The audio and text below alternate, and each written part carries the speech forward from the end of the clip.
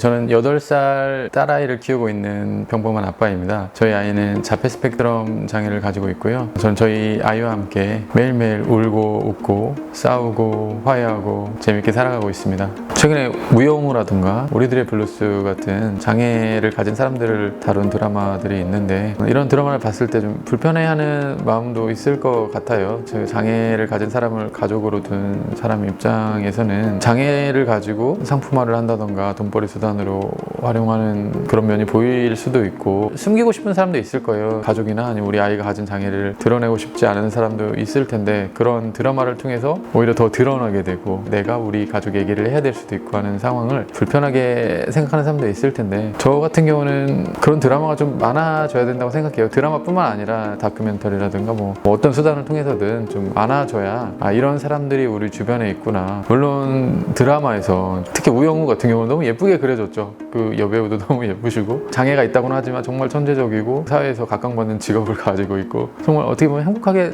살아가는 모습을 그려서 너무 좋게만 그려진 걸 수는 있어요. 그렇지만 우영우가 가진 장애를 보여주고 주변 사람들이 어떻게 대응을 해가고 거기에 감정이입을 해서 내가 어떻게 대할 것인가 이런 거를 한 번쯤 생각하게만 할 수 있어도 그런 점에서 꼭 필요하다고 생각을 합니다. 더 많아졌으면 좋겠어요. 우리 사회의 일원으로 어떻게 받아들여 줘야 될까 한 번쯤은 그런 생각을 해볼 거거든요. 일반 사람들도 그분들을 사회에서 다 배제할 수가 없고 사회의 일원으로 같이 살아가야 되는 상황에서는 당연히 그분들을 이해를 하고 바로 볼 수 있는 그런 기회가 있어야 된다고 생각을 하거든요. 이 부분은 자폐 스펙트럼을 가진 사람들의 좀 공통적인 부분일 것 같긴 해요. 남의 감정을 잘 몰라요. 남의 표정을 읽지 못하고 남의 목소리를 듣고 이 사람이 화가 났구나, 이 사람이 기분이 좋구나 이런 거를 파악하기가 어렵고 어린이집을 가야 되는데 안 가고 가만히 책만 보고 있는 거예요. 아빠는 바쁜데 아이가 책을 좋아하다 보니까 책만 보고 멀뚱멀뚱 보고만 있어서 그 모습을 보고 제가 한참 울었어요. 땅을 치면서 바닥을 치면서 막 울었는데 제발 이러지 마라.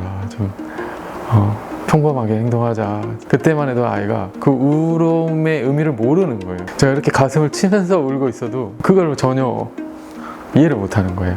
그때가 가장 슬펐는데 그런 일이 몇 번이 있었어요. 화가 나고 분노가 치밀고 이렇게 나아져서 미안하고 누가 봐도 진짜 막 미칠 것 같은 그런 감정을 표현을 하고 있는데 얘는 그걸 이해를 못하는 거죠. 그게 정말 너무 힘들었었던 것 같아요. 근데 지금은 그게 이제 조금 나아져서 아빠가 좀 크게 말한다던가 좀 슬퍼하는 것 같으면 바로 알기는 알아요. 이게 학습된 행동인지는 모르겠는데 토닥토닥 해주기도 하고 아빠 예쁜 목소리로 말하세요 그러기도 하고 어쨌든 그때보단 나아져서 그것만 생각하면 정말 감사하죠. 달라진 점은 그동안 저도 이제 학습을 통해서 이론적으로 많이 배웠어요. 감정이 무너지는 거를 이성이 붙잡을 수 있는 능력이 조금 생긴 것 같아요. 아이랑 같이 좀 성장을 한 것 같습니다. 딸아이다 보니까 나이가 먹어갈수록 아빠와 딸이 같이 할 수 없는 행동들이 있을 거예요. 목욕을 한다던가 화장실을 간다던가 하는 부분들이. 근데 밖에 나가서도 공중 화장실을 갈 때 항상 아빠랑 가려고 그러고 그래서 아직도 남자 화장실을 가고요. 집에서 목욕을 할 때도 항상 아빠한테 도와달라고 하고 있어서 이게 어느 시점에서는 남자 여자 차이가 있기 때문에 좀 분리가 돼야 될 것 같아요. 그런 시점이 와야 될 것 같은데 아이가 아직 성별에 대한 개념이 잘 없어서 남자 여자 구분이 어려워요. 더군다나 이제 아빠랑만 이렇게 활동을 하다 보니까 구분 능력이 더 늦어지고 있지 않나. 이 자폐 스펙트럼이라는 게 증상적인 측면에서 이렇게 횡적인 측면, 그 장애의 정도를 나타내는 종적인 측면에서 너무나 다양하고 제가 지금까지 수백 명의 자폐 스펙트럼 아동들을 본 것 같은데 증상이 똑같은 사람이 아무도 없었어요. 이기적인 말인지는 모르겠는데 예전에는 뭐 슬픔을 나누면 반이 된다 뭐 이런 말이 있었는데 요즘에는 슬픔을 나누면 약점이 된다라는 말이 있거든요. 일단 자폐 스펙트럼을 가진 사람들이 숫자적으로 굉장히 많고요. 미국 통계에서는 작게는 2%, 많게는 10%도 된다. 그렇다면 이거는 특수한 장애가 아니라 그냥 일상 속에서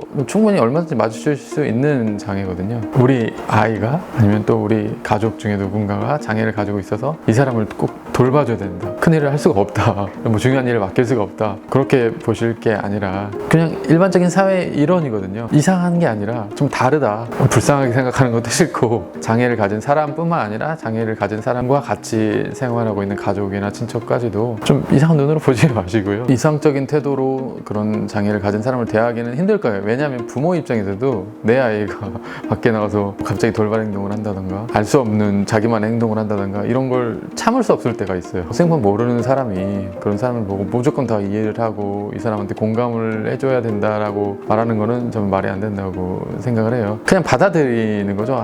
이 사람은 다른 사람이구나. 사회를 살다 보면 내성적인 사람도 있고 외향적인 사람도 있고 정말 다양한 모습의 사람들이 있잖아요. 일반인들 중에서도. 우선은 그냥 좀 받아들였으면 좋겠어요. 이 사람은 이런 사람이구나. 그래서 뭐 내가 도움을 줄 수 있는 부분이 있다면 좀 자연스럽게 도움을 주고, 일반적인 사람 또는 일반적인 장애를 가진 사람으로 봐서 자연스럽게 그냥 행동을 했으면 좋겠습니다.